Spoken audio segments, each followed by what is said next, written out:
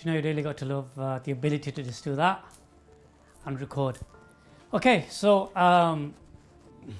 that's just the light I used last week. Did a review on it. It's the Godox SL60W. If you haven't seen the review, do check it out. I will leave a card in one of these corners. I forgot which one it is, so you can have a look and, well, judge for yourself. It's a nice simple review, not really in depth, not really talking about numbers and things like this, just something basic. It's a basic light for a beginner who might be interested in purchasing a light, and it just gives you a nice little overview of what it can do and what it probably can't do and things like that, really. So let's not overwhelm you with too much numbers and information, because it gets too much and you're like, oh my god, I have no idea if this is going to work for me.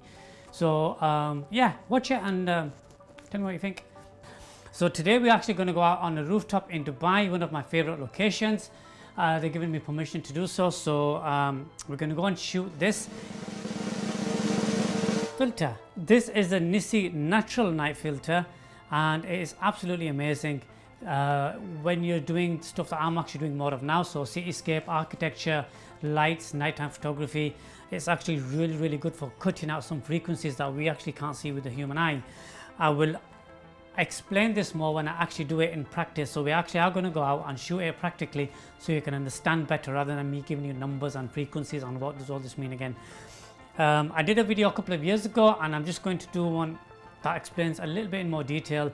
If you haven't seen the previous video, you can see it again somewhere over here, but I'm just going to make this one a little bit better and keep it simple and not really edit the images, so you can see before and after and where you should and probably shouldn't use this filter at its most potential. And I'm also going to do an editing class where I'm going to show you how you can edit this, just in case you don't like the application of this throughout the whole image. You can actually mask and select where you want it to go, and again, there's a reason for that. So stay tuned. We're going to go out, we're going to look at this filter and see what you can do. Okay. Hi guys, right, so we're here at Intercontinental Dubai Marina. So thanks to these guys, we've actually got this access exclusively for us today to do this video for you guys. So the thing we're actually talking about today, as I mentioned earlier on, is the actual Nisi Natural Night Filter. Now, looking here, I may have just missed the light, because the filter actually works best just at twilight. So when we have like a blue hour, but we didn't get much of a blue hour, we've probably got more of just a nice sunset with a bit of cloud and a bit of color.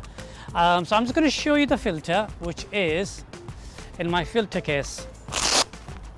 And just to show you again, this is the filter in question. I'm going to try not to get any fingerprints on it, and it's this one over here. So I'm just going to put this on the camera and show you what you can do. Now, in terms of shooting, I'm actually shooting on the Canon M50, simply because we're recording this on the Canon 1DX Mark II today. But that should be sufficient enough for me to do the job. I'm going to put this back in, and the other thing we're going to do is we're going to compensate the Gitzo tripod, which I normally use because of the ledge and safety, and we're going to use this little tripod over here, which is by a company called Kaka Photo. I'll try put a link in the comment description section below, but this actually is going to allow me to fold it out, put it on the ledge here quite comfortably, and I will obviously be holding it as well because it is a little bit windy, and we will shoot accordingly. So let's get right in. Okay, so we're just going to put the filter on. This is the V6 filter, and it goes on the ring. I'm using my 1635, and then we shall get the filter out, and I'm just going to put that on.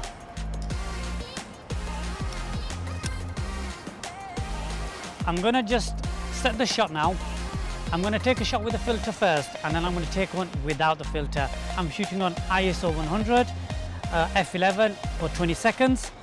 And I'm going to compose the shot. I actually like this shot. This is a shot I did last time, and there's a lot of this street light and lamps and stuff which we're going to eliminate using this filter, as you're actually going to see. So I'm going to get that exposed and focus, touch the screen, and off we go. So I'll just keep my hand on there. The main purpose of the filter is to eliminate unwanted wavelengths from lights in the city, such as street lights, mercury vapor, sodium and low CRI street lights. The filter also helps in changing the tungsten color in street lights and give them a more natural looking color that looks much more appealing. So what's basically happening with this filter is between mercury, vapor, low CRI lights and sodium and unwanted wavelengths that can actually pollute the night sky. This filter is actually helping us eliminate those unpleasant and unwanted frequencies, and it gives a more natural color to the sky. Now, a lot of the time you get this because of, like I said, the pollution and the light that's all here, and it makes it look very unpleasant.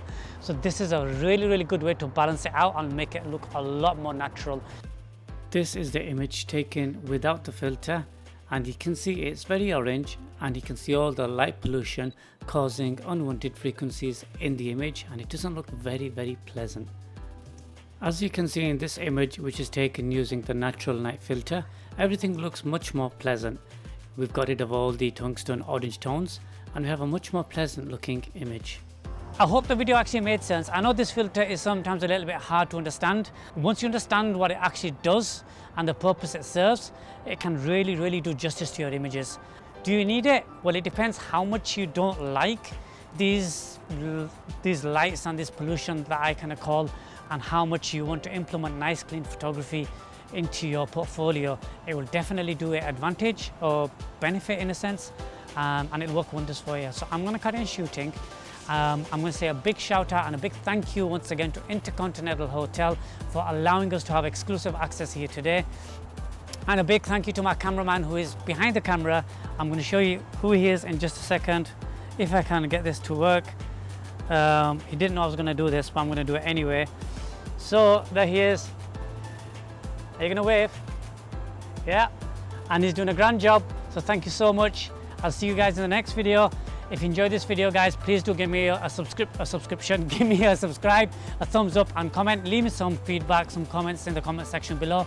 I will reply to everybody once I get a chance, and I shall see you guys in the next video. See ya.